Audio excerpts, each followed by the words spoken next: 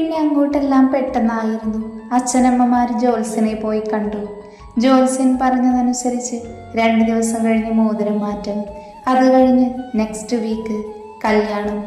അങ്ങനെ എല്ലാവരും വളരെ സന്തോഷത്തിലായിരുന്നു. കൂടുതൽ സന്തോഷം പിന്നെ പറയണ്ടല്ലോ, വധൂവരന്മാർക്ക് തന്നെ. അവരുടെ പ്രണയം പൂവണിയാൻ പോകുന്നു. അങ്ങനെ മോതിരമാറ്റം ചെറിയൊരു പരിപാടിയാക്കി നടത്താനായിരുന്നു എല്ലാവരുടെയും താല്പര്യം.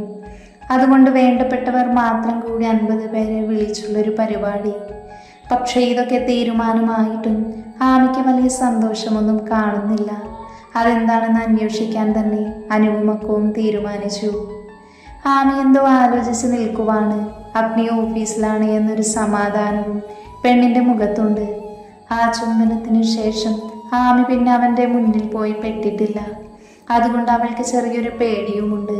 ഇനി നേരിൽ കാണുമ്പോൾ എന്താവും അഗ്നിയുടെ റിയാക്ഷൻ എന്നറിയാഞ്ഞിട്ട്.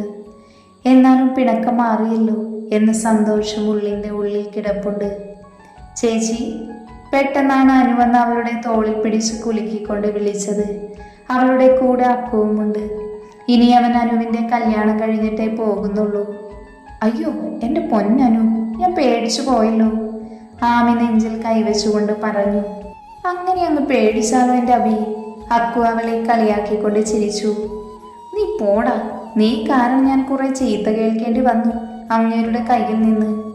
ആമി പിണക്കത്തോട് അക്കുവിനെ നോക്കി പറഞ്ഞു. ഞാൻ കാരണമോ? അക്കു അനുവിനെയും ആമിയെയും മാറി മാറി നോക്കിക്കൊണ്ട് ചോദിച്ചു. ആ, നിങ്ങൾ രണ്ടുപേരും കാരണം തന്നെ. ദേവേട്ടന് മൈൻഡ് ചെയ്യാതെ നിനക്ക് വേണ്ടത് ചെയ്തതിന്. അപ്പോഴാണ് പിള്ളേർക്ക് എന്താണ് കാര്യമെന്ന് മനസ്സിലായത്. ഓ അങ്ങനെ പണ, അതാണ് കാര്യമല്ലേ? അക്കുവും അനുവും വിളിച്ചുകൊണ്ട് ചോദിച്ചു. നിങ്ങൾ രണ്ടും ചിരിച്ചോ? നിങ്ങൾ ചെയ്തതിനുള്ളത് ഞാനല്ലേ അനുഭവിക്കുന്നത്? ആമി കെറുവോടെ പറഞ്ഞു. അയ്യോ എൻ്റെ പൊന്നു ചേച്ചി, അത് സാരമില്ല. എന്നാലും എൻ്റെ ഏട്ടൻ ദേഷ്യം മാറ്റിയില്ലേ, അതുപോലെ നമുക്ക്. അനു ആമിയെ ചേർത്ത് പിടിച്ചു. അതുകൊണ്ട് ഞാൻ ക്ഷമിച്ചു. അല്ല, എന്താണ് നമ്മുടെ ഫംഗ്ഷന് വേണ്ട ഒരുക്കങ്ങളൊക്കെ എവിടം വരെ എത്തി? നാളെയല്ലേ ആ മുഹൂർത്തം? ഇന്ന് ഉച്ചയ്ക്ക് ചെറിയൊരു ഷോപ്പിങ്ങിന് പോകണമെന്ന് ഏട്ടൻ പറഞ്ഞിരുന്നു. നമ്മളോട് ഷോപ്പിലേക്ക് ചെന്നാൽ മതിയെന്ന്. ഏട്ടൻ അവിടെ ഉണ്ടാകുമെന്ന് പറഞ്ഞിരുന്നല്ലോ. എന്നാൽ നമുക്ക് അതിനുള്ള ഒരുക്കങ്ങൾ നോക്കാം. അല്ലെങ്കിൽ ആ മുരടൻ്റെ വായിലുള്ളത് മുഴുവൻ കേൾക്കേണ്ടി വരും. അക്കു അതും പറഞ്ഞ് അവിടെ നിന്നും എണീറ്റ് ഓടിപ്പോയി. അവർ രണ്ടുപേരും അത് കേട്ട് പൊട്ടിച്ചിരിച്ചു. 2 വീട്ടിലും ചെറിയ രീതിയിൽ ഒരുക്കങ്ങളൊക്കെ നടന്നുകൊണ്ടിരുന്നു. ആമിക്ക് വീട്ടിലേക്ക് പോകണം, എന്നിട്ട് അവരുടെ കൂടെ ഇങ്ങോട്ട് വരാമെന്നൊക്കെ ആഗ്രഹമുണ്ടായിരുന്നു. പക്ഷെ അത് നമ്മുടെ ചെക്കൻ ആദ്യമേ അങ്ങ് നുള്ളിക്കളഞ്ഞിരുന്നു. അതുകൊണ്ട് അവനോട് ചെറിയ പിണക്കവുമുണ്ട് മനസ്സിൽ. ഉച്ചയ്ക്ക് ശേഷം എല്ലാവരും കൂടെ ഷോപ്പിങ്ങിനിറങ്ങി. ഷോപ്പിലെത്തിയതും അഗ്നി ആ സമയത്ത് എത്തിയിട്ടില്ലായിരുന്നു. അങ്ങനെ നാളെ അനുവിനിടാനുള്ള ഡ്രസ്സ് ആമിയാണ് സെലക്ട് ചെയ്തത്. അത് എല്ലാവർക്കും ഇഷ്ടമായതുകൊണ്ട് തന്നെ അത് തന്നെ അങ്ങ് ഉറപ്പിച്ചു. അമ്മയ്ക്കും അക്കുവിനും എടുത്തപ്പോഴേക്കും അഗ്നി വന്നിരുന്നു. നിങ്ങളുടെ കഴിഞ്ഞില്ല ഇതുവരെ? വന്ന പാടെ ചെക്കൻ്റെ ചോദ്യം വന്നു. ഞങ്ങളുടെയൊക്കെ കഴിഞ്ഞു, ഇനി ഏട്ടനും ഏട്ടത്തിക്കുമുള്ളൂ എടുക്കാന്. അത് കേട്ടതും അവൻ ആമിയെ ഒന്ന് നോക്കി അമർത്തി മൂളി. പിന്നെ ആമിക്ക് വേണ്ടിയുള്ള തിരച്ചിലായിരുന്നു. ഏതെടുത്താലും പെണ്ണിന് പറ്റില്ല. ആ സമയം അത്രയും അവിടെയുള്ള സോഫയിലിരുന്ന് അഗ്നി അവളെ തന്നെ ഉറ്റുനോക്കുവായിരുന്നു. ആമി അതൊന്നും അറിഞ്ഞതുപോലുമില്ല. ഇവരുടെ തിരച്ചിൽ കണ്ടവന് ദേഷ്യം വന്നു തുടങ്ങി. എത്ര സമയമായി ഇരിക്കുന്നു? അവൻ അവിടെ ആകെ മൊത്തമൊന്ന് നോക്കി. അപ്പോഴുണ്ട് ഒരു ബൊമ്മയിൽ ചുറ്റിയിരിക്കുന്ന സാരി അവന് വല്ലാതെ അങ്ങ് ഇഷ്ടപ്പെട്ടു. ആ സാരിയിൽ ആമി അതീവ സുന്ദരിയായിരിക്കുമെന്ന് അവൻ ഉറപ്പിച്ചിരുന്നു. അതുകൊണ്ട് തന്നെ അവനൊരു സ്റ്റാഫിനോട് പറഞ്ഞ് അത് പാക്ക് ചെയ്തോളാൻ. അത് കേട്ട് എല്ലാവരും അത്ഭുതത്തോടെ അഗ്നിയെ നോക്കി. എന്താ നിങ്ങളെല്ലാവരും എന്നെ ഇങ്ങനെ നോക്കുന്നത്? അല്ല, എൻ്റെ ഏട്ടന് ഇങ്ങനെയൊക്കെ ഡ്രസ്സ് സെലക്ട് ചെയ്യാൻ അറിയുമോ എന്ന് നോക്കിയതാ. അനു അത്ഭുതത്തോടെ നോക്കിക്കൊണ്ട് അവനോട് ചോദിച്ചു. ഓ, അറിഞ്ഞിട്ടൊന്നുമല്ല. നിങ്ങൾ എടുക്കുന്നത് കാത്തിരുന്നാലേ നാളെ നിശ്ചയത്തിനും അവിടെ എത്തില്ല, അതുകൊണ്ടാ. അതും പറഞ്ഞവൻ ആമിയെ ഒന്ന് കലിപ്പിൽ നോക്കി താഴേക്ക് പോയി. എൻ്റെ ദൈവമേ, എന്തൊരു കലിപ്പനാണ് അഭിയേച്ചി നിങ്ങളുടെ ഭർത്താവ്. അക്കു അവളെ കളിയാക്കി. ഡാ ചക്ക, നീ എൻ്റെ മോനെ കുറ്റം പറയുന്നോ? ശാലിനി അക്കുവിൻ്റെ കൈ കിട്ടുന്നു കൊടുത്തുകൊണ്ട് പറഞ്ഞു. അയ്യോ, അമ്മ ഉണ്ടായിരുന്നല്ലേ. അവൻ ഇളിച്ചുകൊണ്ട് മുന്നോട്ട് നടന്നു. അല്ലെങ്കിൽ ഇനിയും കിട്ടിയാലോ? അനുവും മാമിയും അവനെ കളിയാക്കി പുറകെയും. അങ്ങനെയെല്ലാം കഴിഞ്ഞ് വീട്ടിലെത്തിയപ്പോഴേക്കും സമയം ഒരുപാടായിരുന്നു. വീട്ടിൽ ഫുഡില്ലാത്തത് കൊണ്ട് പുറത്തുനിന്നാണ് കഴിച്ചിട്ട് വന്നത്. വീട്ടിലെത്തിയതും അനുവിന് വിച്ചുവിൻ്റെ കോള് വന്നു. അവൾ ഒരു ചെറുചിരിയോടെ റൂമിലേക്ക് പോയി. ഹലോ. റൂമിലെത്തി ബെഡിലൊന്ന് നിവർന്ന് കിടന്നുകൊണ്ട് അനു കോൾ അറ്റൻഡ് ചെയ്തു. എൻ്റെ പൊന്നു മോളെ, എത്ര ദിവസമായി നീ ഒന്ന് മര്യാദയ്ക്ക് സംസാരിച്ചിട്ട്? നിന്റെ ഏട്ടനോടുള്ള ദേഷ്യം എന്തിനാടി കൊരങ്ങി എന്നോട് തീർത്തത്? വിച്ചു അനു എടുത്ത പാടെ പരിഭവം പറഞ്ഞു.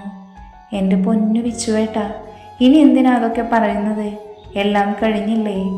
അവൾ വിഷയം മാറ്റാൻ നോക്കി. അവൻ അതിനൊന്ന് അമർത്തി മൂളി. അല്ല, ഏട്ടൻ കിടന്നോ? ഞാനിപ്പോൾ കിടന്നതേ ഉള്ളൂ. കുറച്ച് ഷോപ്പിംഗ് ഉണ്ടായിരുന്നു. എല്ലാം ഇപ്പോൾ കഴിഞ്ഞു. ഞങ്ങളും അതെ, ഇപ്പോൾ വന്നതേ ഉള്ളൂ. ഓ, എന്നിട്ട് എന്തൊക്കെയാ എൻ്റെ പെണ്ണിൻ്റെ വിശേഷം? നാളെ ഒന്ന് കഴിഞ്ഞോട്ട് പെണ്ണേ, നിനക്കുള്ളത് ഞാൻ തരാം കേട്ടോ. അയ്യേ, എന്തു തരാന്ന്? അതൊക്കെ ഉണ്ട്. അവനും വിട്ടുകൊടുത്തില്ല. എന്നാലും എൻ്റെ വിശുവേട്ട, ഇത്ര പെട്ടെന്ന് കല്യാണമാകുമെന്ന് ഞാൻ സ്വപ്നത്തിൽ പോലും കരുതിയില്ല. ഇതിപ്പോൾ എല്ലാം പെട്ടെന്നായിരുന്നല്ലേ. സത്യമായിട്ട് നീ പറഞ്ഞത്. ഞാനും പ്രതീക്ഷിച്ചില്ല ഇത്ര പെട്ടെന്ന് സംഭവിക്കുമെന്ന്. എന്തായാലും നന്നായി. ഇനി കാത്തിരിക്കണ്ടല്ലോ. ഒരാഴ്ച കഴിഞ്ഞാ എൻ്റെ പെണ്ണിൻ്റെ നെഞ്ചിലായിരിക്കില്ലേ കിടക്കുന്നത്. അയ്യേ, ഒന്ന് പോവിച്ചു വേട്ടാ, എനിക്ക് നാണം വരുന്നു. അനു തലയിണയിൽ മുഖം പൊഴുത്തി. അത് കേട്ട് വിച്ചു പൊട്ടിച്ചിരിച്ചു. നിന്റെ നാണമൊക്കെ ഞാൻ മാറ്റിത്തരാട്ടോ, നീ ഇങ്ങോട്ട് വാവുന്ന്. ചി പോടാ. പ്രിയ, വിച്ചു വല്ലാത്തൊരു സൗണ്ടിൽ വിളിച്ചു. അനു പോലും അറിയാതെ അവളൊന്ന് മൂളിപ്പോയി. എനിക്ക് കൊതിയാവുന്നു പെണ്ണെ, നിന്റെ ആദരങ്ങളിലെ തേൻ നുണയാൻ. വിച്ചുവേട്ടാ, ഹസ്കി വോയിസിൽ വിച്ചു പറഞ്ഞത് കേട്ട് അനു അറിയാതെ വിളിച്ചുപോയി. അവളുടെ കൈ ബെഡ്ഷീറ്റിൽ അമർന്നു. ശ്വാസം ഉയർന്നുകൊണ്ടിരുന്നു. ഹൃദയം വെടിപ്പ് ഫോണിലൂടെ വെച്ച് കേൾക്കുമോ എന്ന് പോലും അവൾ ഭയന്നുപോയി. പെണ്ണെ, നീ എന്തിനാ ഇങ്ങനെ കിതക്കുന്നത്? നിന്റെ മാറിടം എന്തിനാ ഇങ്ങനെ ഉയർന്നു താഴുന്നത്? വിച്ചു നേരിട്ട് കാണുന്നത് പോലെ സംസാരിച്ചതും അനു ബ്ലാങ്കറ്റ് എടുത്ത് മാറിനെ മറച്ചു. വെപ്രാളത്തോടെ റൂമിന് ചുറ്റും കണ്ണുകൾ പാഞ്ഞു. നീ പേടിക്കേണ്ട പെണ്ണെ, ഞാൻ അവിടെയില്ല. അവളുടെ വെപ്രാളം മനസ്സിലാക്കി വിച്ചു പറഞ്ഞു. അപ്പോഴാണ് അനുവിനെ കുറിച്ച് സമാധാനമായത്. അവൾ ദീർഘമായൊന്ന് ശ്വാസം വലിച്ചു വിട്ടു. പ്രിയ, എന്ത് നീ ഒന്നും മിണ്ടാത്തത്? ഞാൻ വരട്ടെ അങ്ങോട്ട്? അവൻ്റെ ശബ്ദം വീണ്ടും ആർദ്രമായിരുന്നു. വിച്ചുവേട്ടാ, വേണ്ട പ്ലീസ്, അവൾ പേടിയോടെ പറഞ്ഞു. വേണ്ടെങ്കിൽ വേണ്ട. അങ്ങനെയല്ല വിച്ചുവേട്ടാ, കുറച്ച് ദിവസം കൂടെ കഴിഞ്ഞാൽ നമ്മൾ ഒരുമിച്ചല്ലേ. ഇപ്പം വന്നെങ്ങാനും അമ്മയും ഏട്ടനും ഏട്ടത്തിയും കണ്ടാലേ ആകെ നാണക്കേടാകും. അതുകൊണ്ടാണ് ഞാൻ പറഞ്ഞത്. അവൻ്റെ പരിഭവത്തോടെയുള്ള മറുപടി കേട്ട് അനു സമാധാനത്തോടെ പറഞ്ഞു കൊടുത്തു. അത് ശരിയാ, ഇനി കുറച്ച് ദിവസമേ ഉള്ളൂ. പക്ഷേ എനിക്കെന്തോ കല്യാണം ഉറപ്പിച്ചിട്ട് നിന്നെ ഒന്ന് കെട്ടിപ്പിടിക്കാൻ കൂടി കിട്ടിയില്ലല്ലോ. അതുകൊണ്ട് എന്തോ പോലെ പെണ്ണെ. ഒന്ന് പോവിച്ചു വേട്ടാ, ഞാൻ വെക്കുവാ. ഇനിയും സംസാരം നീണ്ടുപോയ ചെക്കൻ ചിലപ്പോൾ ഈ പാതിരാത്രി ഇങ്ങോട്ട് വരുമെന്ന് തോന്നിയത് കൊണ്ട് അനു ഫോൺ വെക്കാൻ നിന്നു. പ്രിയ, ഫ്രഷായിട്ട് കിടന്നാൽ മതി കേട്ടോ. ഇപ്പോൾ തന്നെ നന്നായി ഉയർത്തിയിട്ടുണ്ട് നിന്റെ ശരീരം, അവൻ കളിയാക്കി പറഞ്ഞു. ആ സമയം തന്നെ ഫോണിലൂടെ ഒരു ഉമ്മയും കൊടുത്ത് അവൻ കോളി കട്ടാക്കി. അനുവാണെങ്കിൽ അവൻ്റെ സംസാരം കേട്ട് ആകെ കിളിപോയി. ഒരു നിമിഷം അങ്ങനെ തന്നെ കിടന്നു. പിന്നെ കുറച്ച് കഴിഞ്ഞാണ് പെണ്ണിന് ബോധം വന്നത്. അയ്യേ, വൃത്തികെട്ടവൻ, കല്യാണം ഉറപ്പിച്ചപ്പോൾ എന്തൊക്കെയാ പറയുന്നത്? അതും പറഞ്ഞ് അവൾ ബാത്റൂമിലേക്ക് പോയി. ഇതേ സമയം മാമി ഷോപ്പിംഗ് കഴിഞ്ഞ് നേരെ റൂമിലേക്ക് പോയി. അവിടെ അഗ്നി ഉണ്ടാകുമെന്ന പേടിയിലാണ് അവൾ പോയത്. ആ പേടിയോടെ തന്നെ വാതിൽ തുറന്നു.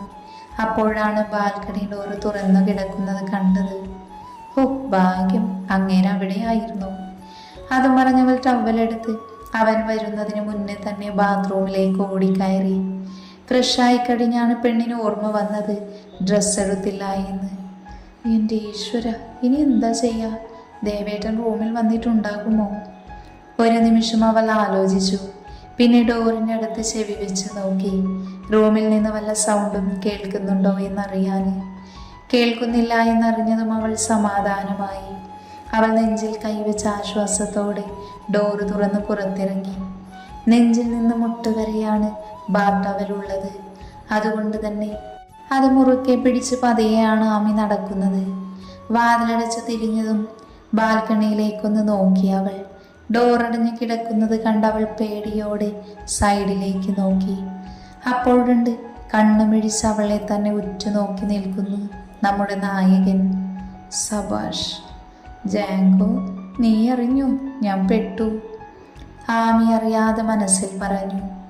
ആമി അനങ്ങാൻ കഴിയാതെ നിൽക്കുവാണ്. അഗ്നിയാണെങ്കിൽ അവളെ ആ വേഷത്തിൽ കണ്ട ഞെട്ടലിലും അനാവൃതമായ നെഞ്ചിൽ നിന്ന് പകുതിയും മുട്ടിന് താഴെയുമായാണ് ടവൽ നിൽക്കുന്നത്. അവനത് കൊതിയോടെ നോക്കി നിന്നു. മുടിയിൽ നിന്ന് കഴുത്തിലൂടെ ഒഴുകിയിറങ്ങുന്ന വെള്ളത്തുള്ളികളെ അവൻ അസൂയയോടെ നോക്കിപ്പോയി. അതൊളിക്കുന്നത് അവളുടെ മാറിൻ കുഴിയിലായിരുന്നു. അതിനെ വലിച്ചു നുണയാൻ അവൻ കൊതിച്ചുപോയി. ആമയാണെങ്കിൽ ഒന്നനങ്ങാൻ കഴിയാതെ നിൽക്കുവാണ്.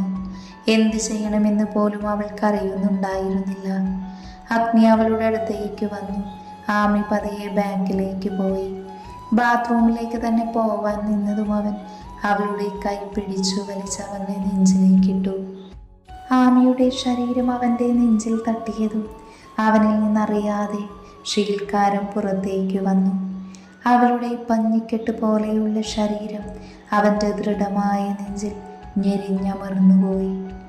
ആമി ഒന്ന് വിറകൊണ്ടു. ഇനി അവൻ്റെ കയ്യിൽ നിന്ന് രക്ഷയില്ല എന്ന് അവൾക്ക് ബോധ്യമായി. അവൾ എന്നാലും ഒന്ന് കുതറാൻ നോക്കി. ആമി, അഗ്നി കുറച്ച് ദേഷ്യത്തിൽ തന്നെ വിളിച്ചു. എന്തുകൊണ്ടോ അവളുടെ പിടയിൽ ദേഷ്യമാണ് അവൻക്ക് തോന്നിയത്. കാരണം ഇങ്ങനെ ഒരു സാഹചര്യം പോലും അവൾക്ക് ആസ്വദിക്കാൻ കഴിയുന്നില്ല എന്ന് അവൻ ഓർത്തുപോയി. അവൻ്റെ ഒറ്റ വിളിയിൽ അവൾ അവനിൽ ചേർന്നു നിന്നു. അഗ്നിയുടെ വലത്തെ കൈ അവളുടെ മുഖത്തൊട്ടി നിൽക്കുന്ന മുടിയെ വകഞ്ഞു മാറ്റി അവളുടെ കവിളിലൂടെ ഒഴുകി അതിരത്തിലെ വെള്ളത്തുള്ളിയെ തഴുകിക്കളഞ്ഞു. ആമി കണ്ണുകൾ ഇറുക്കെ അടച്ചു പോയിരുന്നു. ആമി, അഗ്നി അവളുടെ കഴുത്തിലൂടെ ഒഴുകിയിറങ്ങുന്ന വെള്ളത്തുള്ളികൾ എവിടെയാ പോയി ഒളിക്കുന്നത് എന്ന് മനസ്സിലായതും അവൻ വിറയലോടെ വിളിച്ചു. മാറിലെ കുഴിയിലേക്ക് ഓടി ഒളിക്കുന്ന വെള്ളത്തുള്ളികളെ നോക്കി അവൻ സ്വയം ചുണ്ട് കടിച്ചു വിട്ടു. ആമിയാണെങ്കിൽ ടവലിൽ മുറുക്കെ പിടിച്ചാണ് അവൻ്റെ കൈക്കുള്ളിൽ നിൽക്കുന്നത്. അഗ്നിയുടെ കൈ കവിളിൽ നിന്ന് കഴുത്തിലൂടെ മാറിലെ കുഴിയിലേക്ക് എത്തി നിന്നു.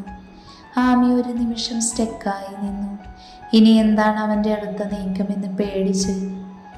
എന്തൊരു സോഫ്റ്റാണ് പെണ്ണെ നിന്റെ ഇവിടെ, അവൻ കണ്ണടച്ചത് ആസ്വദിച്ചുകൊണ്ട് പറഞ്ഞു. ആമിയുടെ അടിവയറ്റിൽ നിന്ന് എന്തോ ഒന്ന് ഉരുണ്ട് കയറുന്നത് പോലെ തോന്നി അവൾക്ക്. അഗ്നിയുടെ ഒരു വിരൽ ടവലിനിടയിലൂടെ താഴേക്കിറക്കാൻ നോക്കിയതും ആമി അവൻ്റെ കൈവിരൽ പിടിച്ചു വെച്ചു. അതിഷ്ടപ്പെടാതെ വന്നതും അഗ്നി അവളുടെ മുഖത്തേക്കൊന്ന് നോക്കി. എന്നിട്ട് പതിയെ ഊതി. ആമി പ്ലീസ്, എന്നെ തടയല്ലേ, എനിക്ക് ഭ്രാന്ത് പിടിക്കുന്നുണ്ട്, പ്ലീസ് ആമി. അവൻ്റെ ഗൗരവവും പ്രണയവും കൂടിയ സംസാരം ആമിയെ വീണ്ടും തളർത്തി. അവളിലെ ചെറിയ നനവ് അഗ്നിയിലേക്ക് വ്യാപിച്ചു. ആ AC-യുടെ തണുപ്പിലും രണ്ടുപേരും വിയർക്കാൻ തുടങ്ങി. അഗ്നി ഒന്നുകൂടെ അവനിലേക്ക് ചേർത്തു നിർത്തി. ആമിയുടെ ഒരു കൈ അവൻ്റെ അരക്കെട്ടിൽ പിടുത്തമിട്ടു. ആമി, ഇങ്ങോട്ടൊന്ന് നോക്ക് പെണ്ണെ, അവളുടെ ബാക്കിൽ പിടിച്ച് അവനിലേക്ക് അമർത്തി അവൻ പറഞ്ഞതും അവൾ കണ്ണും പിടിച്ച് അവനെ തുറിച്ചു നോക്കി. ആ നിമിഷം തന്നെ അഗ്നിയുടെ അതരം അവളുടെ നനവാർന്ന ചെഞ്ചുണ്ടിനെ പൊതിഞ്ഞിരുന്നു. ആമി ഒന്ന് ഉയർന്നു പോയി. അത് മനസ്സിലാക്കി അഗ്നി അവളെ അടക്കി പിടിച്ചു. വല്ലാത്തൊരാവേശത്തോടെ ആയിരുന്നു അഗ്നി ചുംബിച്ചിരുന്നത്. ആമിയും അവൻ്റെ പ്രണയ ചുംബനം ആസ്വദിച്ചു തുടങ്ങിയിരുന്നു. അങ്ങനെ അവളിലെ പെണ്ണിനെ അവൻ ഉണർത്തി തുടങ്ങിയിരുന്നു. അവൻ്റെ വലത്തെ കൈ അവളുടെ നിതംബത്തിൽ നിന്ന് അരക്കെട്ടിലൂടെ വയറിലെത്തി നിന്നു. അവിടെ നിന്ന് ടവലിനെ വകഞ്ഞു മാറ്റാൻ നിന്നതും ആമിയുടെ കൈ അവൻ്റെ കൈയിൽ അമർന്നു. അത് ഇഷ്ടപ്പെടാതെ വന്നതും അവൻ്റെ ചുംബനം വന്യമായി തുടങ്ങി. ആമി വല്ലാത്തൊരു പകപ്പോടെ അവനിൽ നിന്നുള്ളതെല്ലാം ഏറ്റുവാങ്ങി മേൽചുണ്ടിൽ നിന്ന് കീഴ്ചുണ്ടിലേക്ക് തന്നെ അവൻ്റെ ചുംബനം എത്തി നിന്നു. പെട്ടെന്നാണ് അവളുടെ നാവിലേക്ക് ചുംബനം ആഴ്ന്നിറങ്ങിയത്. അവളുടെ കൈ അറിയാതെ അഗ്നിയുടെ കൈയിൽ ആഴ്ന്നിറങ്ങി.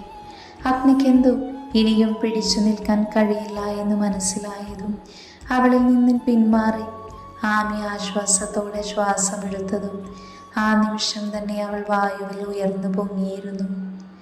ദേവേട്ട പ്ലീസ്, ടവലിൽ മുറുകെ പിടിച്ചുകൊണ്ട് ആമി പറഞ്ഞു. എവിടെ? ചെക്കനൊന്നും മൈൻഡ് പോലും ചെയ്തില്ല. അവളെ കൊണ്ട് ബെഡിലേക്ക് കിടത്തി. ആ നിമിഷം തന്നെ അവൻ്റെ ടീഷർട്ട് ഊരി എറിഞ്ഞിരുന്നു. അതെല്ലാം കണ്ട ആമിയിൽ വെള്ളിരി വെട്ടി. അവൾ പുതപ്പെടുത്ത് ശരീരം മറക്കാൻ ശ്രമിച്ചതും അഗ്നി അത് വാങ്ങി നിലത്തേക്ക് എറിഞ്ഞിരുന്നു. ആമി നാണത്തോടെ നെഞ്ചിൽ മുറുകെ പിടിച്ചുകൊണ്ട് കിടന്നു. അഗ്നി അവളുടെ കണ്ണിലേക്ക് നോക്കിക്കൊണ്ട് അവളിലേക്ക് ഭാരം കൊടുക്കാതെ കിടന്നു. എന്താടി പെണ്ണേ, ഇനിയും എന്നിൽ നിന്ന് ഒളിപ്പിക്കാൻ നോക്കുവാണോ നീ? കാറ്റുപോലെ അവളെ നോക്കിക്കൊണ്ട് അവൻ ചോദിച്ചു. ആമി അതിന് മറുപടി ഒന്നും പറഞ്ഞില്ല. അതോടെ ആയതും അഗ്നിക്ക് ദേഷ്യം വന്നു തുടങ്ങി. ആമി പറ, നിനക്കിഷ്ടപ്പെടുന്നില്ല ഞാൻ ഈ ചെയ്യുന്നതൊന്നും? അവൻ വീണ്ടും കുറച്ച് ഗൗരവത്തിൽ ചോദിച്ചു. അതിനും ആമിയൊന്നും പറഞ്ഞില്ല. അതോടെ ആയതും അഗ്നി അവളിൽ നിന്ന് എഴുന്നേറ്റ് മാറാൻ നിന്നതും ആമി അവനെ പിടിച്ച് അവളിലേക്ക് തന്നെ കിടത്തി.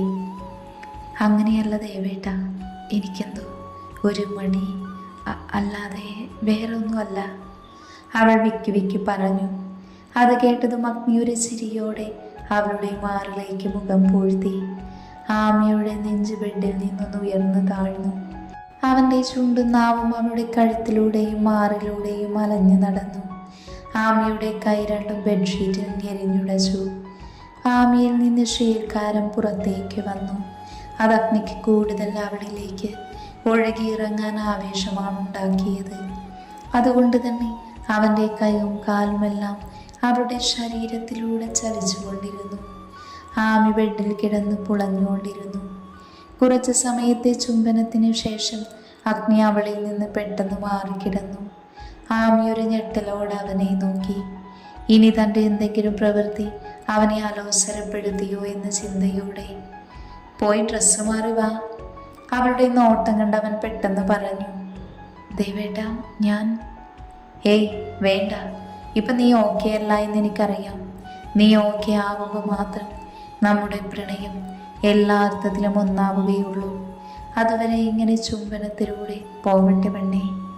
അവളുടെ ആദരത്തെ തൻ്റെ നാവ് കൊണ്ട് തലോടി അഗ്നി പറഞ്ഞതും അവൾ നാണത്തോടെ അവനിൽ നിന്ന് ചാടി എണീറ്റ് ഡ്രസ്സെടുത്ത് ബാത്റൂമിലേക്ക് ഓടിപ്പോയിരുന്നു.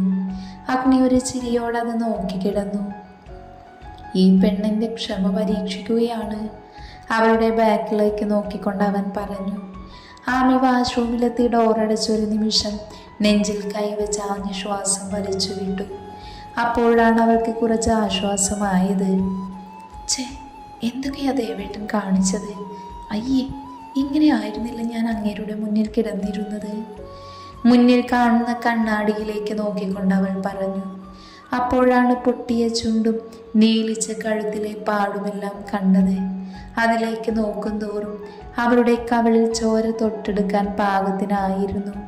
അവൾ കുറച്ച് സമയം കൂടി അങ്ങനെ നിന്നു. പിന്നെ പതിയെ വീണ്ടും കുളിക്കാൻ തുടങ്ങിയിരുന്നു. അഗ്നിയാണെങ്കിൽ അവളെ ആ ടവലിൽ കണ്ട നിമിഷമോർത്ത് പുളകിതനായി കിടക്കുകയായിരുന്നു.